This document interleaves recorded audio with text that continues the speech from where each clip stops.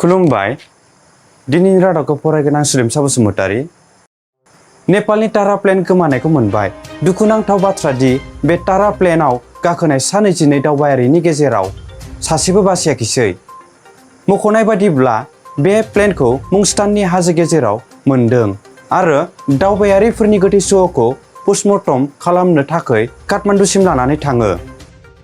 भारत हादराव जाबाय थानाय 2022 नि IPL फाइनालखौ गुजरात टाइटान्सआ 7 उइकेट आरो 11 बलाव राजस्थान रयेल्सखौ फेजेननानै देरहानो हादों।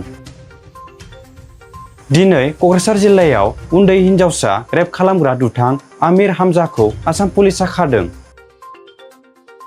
मणिपुर हादरसानि थुबुलआव IED बेरफ्रुनायनि जाहोनाव सासे सुबुंनि जिउ खहा आरो 4 सुबुङा गोब्राब जखम जायो। दा पुलिसनिफ्राय बे जाथायखौ लानानै नायबिजिरनो थाखाय केस होनाय जाबाय। दिनै 2021 मायथाइनि UPSC आनजादनि फिथाइखौ होदों। बे आनजादाव नर्थ इस्ट हादोरसाफोरनिफ्राय सा 6 उथ्रिसारनो हादों।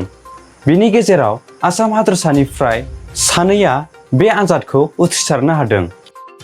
पान्जाबनि उथिफुहांनाय मेथाइ खनगिरि सिद्धू मुसेवालाखौ सिनाय मोनै दुथांफ्रा गावनि गारिजों थांबाय थानाय समाव गारि सिङावनो गावथारो।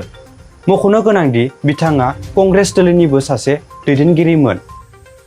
बावैसो सिगां नगावनि सिङाव थानाय भद्रदुबा पुलिस थानाखौ सावनायाव लोब्बा थानाय एबा मास्टारमाइन्ड आसिकुल इस्लामखौ पुलिसआ रबिबार खालि खादोंमोन आरो बिथांनि न'निफ्राय 2 पिस्तलबो बोखांनो हादोंमोन। मख'नो गोनांदि आसिकुल इस्लामखौ लांबाय थानाय समावनो आसिकुल इस्लामआ गारिनिफ्राय बाख्लायना खारनो नागिरनाय समावनो उनथिंजाय फैबाय थानाय गारिया बिथांखौ सौख्लायो आरो आसिकुल इस्लामआ जायगायावनो जिउ गोमायो। दिनैनि रादाबा एसेनोसै, गोजोन्थों।